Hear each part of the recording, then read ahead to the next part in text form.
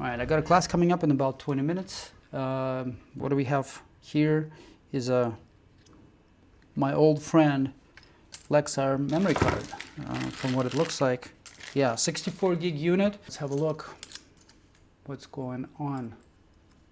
So yeah, case split, has a wedding on it as usual, and looking at it, pretty easy to see that it got bent. You see, it's not very straight.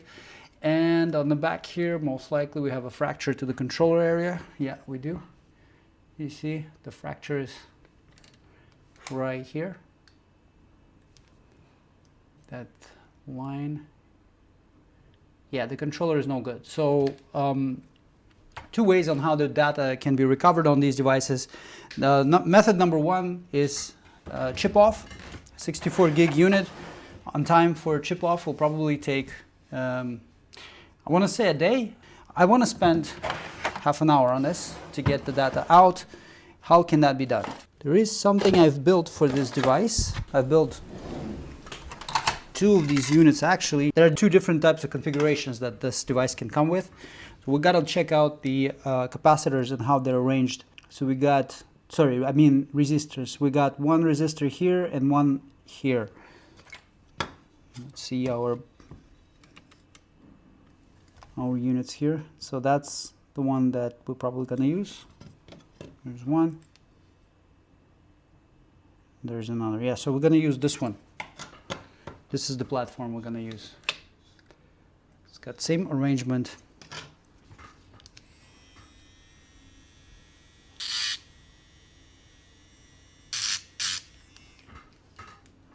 So what I want to do here is take out these two chips because the board is no good, and swap them over to this board that's supposed to do the same as the original.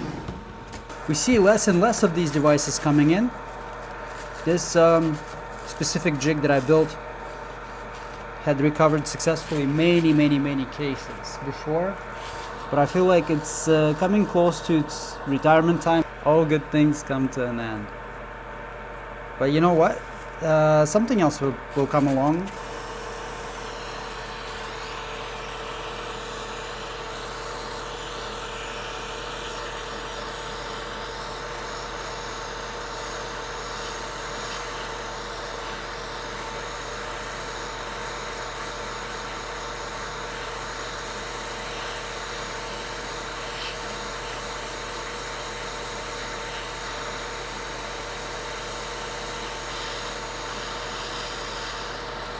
Yeah, you can see how many pads were bent and ripped because of the impact. All of these are gone. Usually the bottom piece stays intact because the flex line is right here.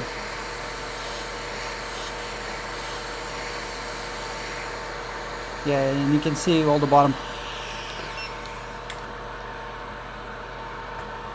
joints are intact.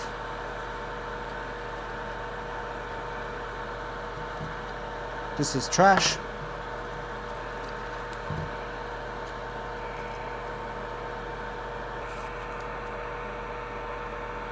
Now we gotta rejuvenate the pads.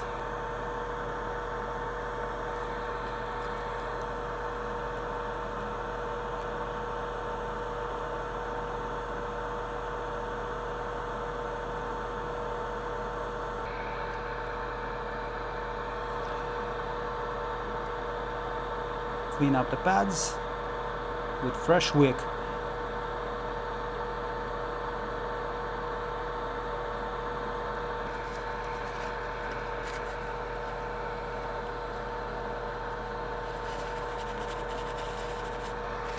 As good as new, right?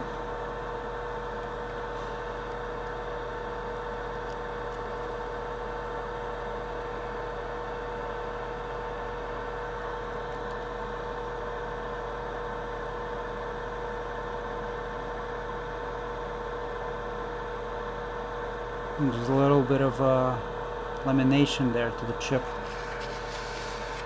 Hopefully that doesn't affect anything serious.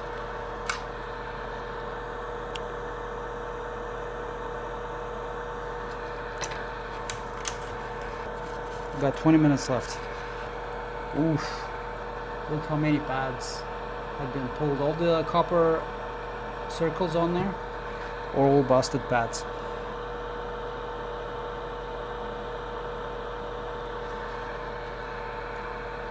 This is the most satisfying flux I've ever seen. It looks so amazing.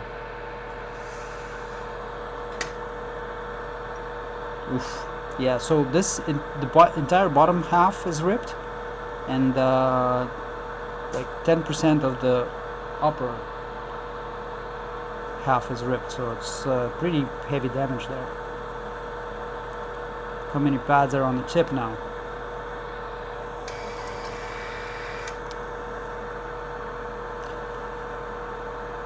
I picked up a new ring light the other day that has what is this called? Like it's polarized, so it doesn't, it shouldn't throw so much direct light straight down at the board, so you see like lights reflect and bounce off the flux right back into the microscope. So I'm hoping that's gonna help me a little bit. I recently bought a camera with a bigger sensor, and that I thought that the image quality is going to be better, and it is. The problem is that the sensor is so big, it's taking in too much light. Even with this camera right now that I'm filming with the DSLR, I have this variable ND ring on here that if I turn it, I can darken it and lighten it up, like so that the f-stop remains the same. And so I bought a ring light that's supposed to kind of do the same thing. We'll see how that works, because I really like the picture quality, but it's taking in so much light that everything just becomes very overexposed and not pretty to look at. There's a paste. There's the spatula.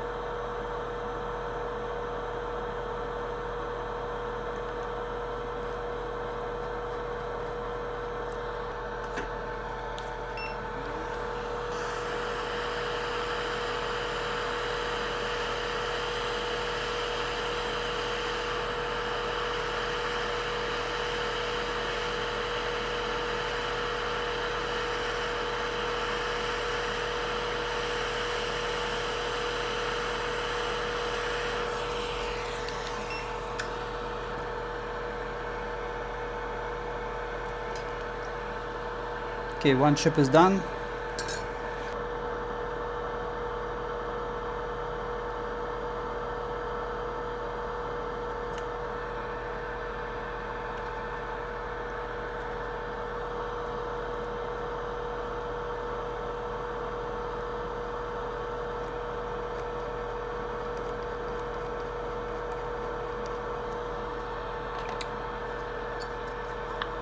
"17 minutes at this point."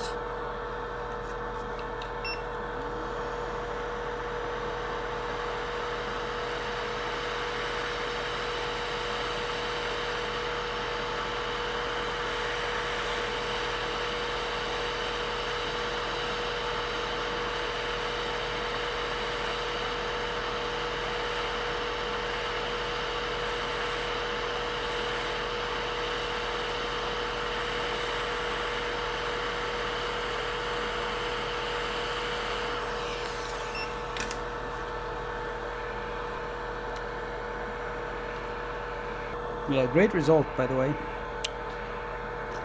Both of these look amazing.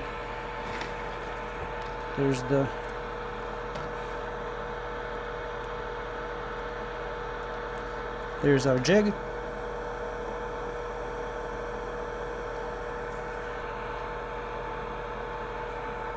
Chip 1, chip 2.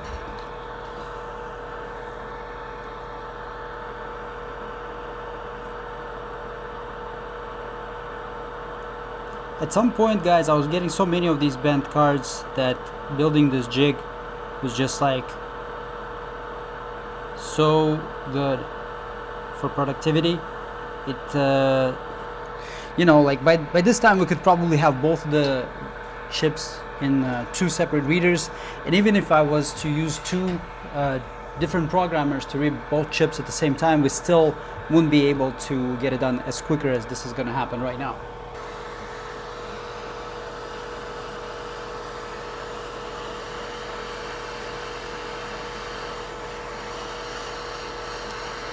We'll start with the bottom chip because it's further away from these copper traces.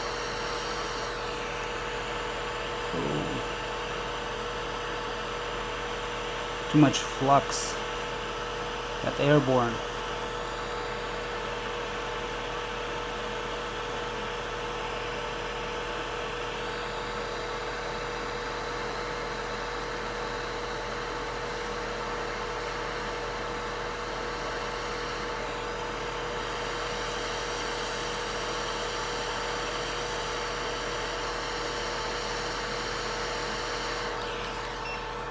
Alright, both chips are now attached. Just give it a little bit of time for cooling. Okay, select USB as a host.